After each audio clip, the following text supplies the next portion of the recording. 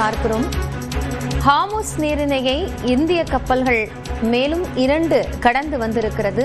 92,612 ton திரவ எரிவாயுவை சுமந்து கொண்டு வரக்கூடிய இந்த 2 இந்திய கப்பல்களும் ஹார்முஸ் நீரிணையை கடந்திருக்கின்றன.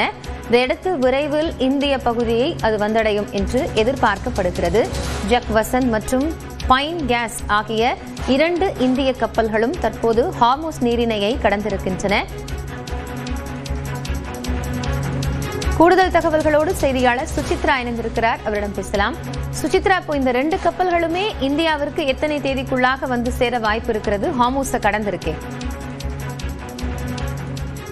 ஹோர்முஸ் நீரிணை வழியாக தற்பொழுது 2 கப்பல்கள், சரக்கு கப்பல்கள் இந்தியாவிற்கு எல்பிஜியை ஏற்றிக்கொண்டு தற்பொழுது அங்கிருந்து கிளம்பியுள்ளதாக மத்திய கப்பல் போக்குவரத்துறை அமைச்சகமானது உறுதிப்படுத்தியுள்ளது. சுமார் 92,612 மெட்ரிக் டன் அளவிலான எல்பிஜி சரக்குகளோடு அந்த கப்பலானது தற்போது அங்கிருந்து புறப்பட்டு இந்தியாவிற்கு வந்து கொண்டிருப்பதாகவும் வரும் 26ஆம் தேதி மற்றும் 28 ஆகிய 2 தேதிகளில் 2 கப்பல்களுமே இந்தியாவினுடைய துறைமுகங்களுக்கு வந்தடையும் என்ற ஒரு தகவலையும் மத்திய கப்பல் போக்குவரத்துறை அமைச்சகமானது அதிகாரப்பூர்வமாக உறுதிப்படுத்தியுள்ளது. இந்த கப்பல்களில் 33 மற்றும் 27 ஆகிய 2 கப்பல்களையும் சேர்த்து சுமார் 50க்கும் அதிகமான சுமார் 60 மாலுமிகள் மற்றும் இந்தியர்கள் அந்த கப்பல்கள் இருப்பதாகவும் அவர்களும் பத்திரமாக இந்த ஹோர்முஸ் நீரிணையை கடந்து இந்த கப்பல்களில் பயணித்து வருவதாகவும் இந்திய அரசாங்கம் அதிகாரப்பூர்வமாக தெரிவித்திருக்கிறது. பல்வேறு நடவடிக்கைகள் அங்கிருந்து எல்பிஜியுடைய இறக்குமதி தொடர்பான நடவடிக்கைகளை பேச்சுவார்த்தை மூலமாக மேற்கொண்டதில் இந்த கப்பல்களுக்கான ஒரு அனுமதியும் வழங்கப்பட்டுள்ளது என்ற ஒரு தகவலையும்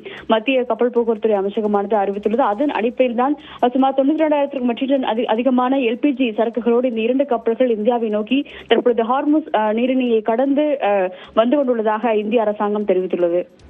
நன்றி சுசித்ரா, இது குறித்த தற்போதைய விவரங்களுக்காக.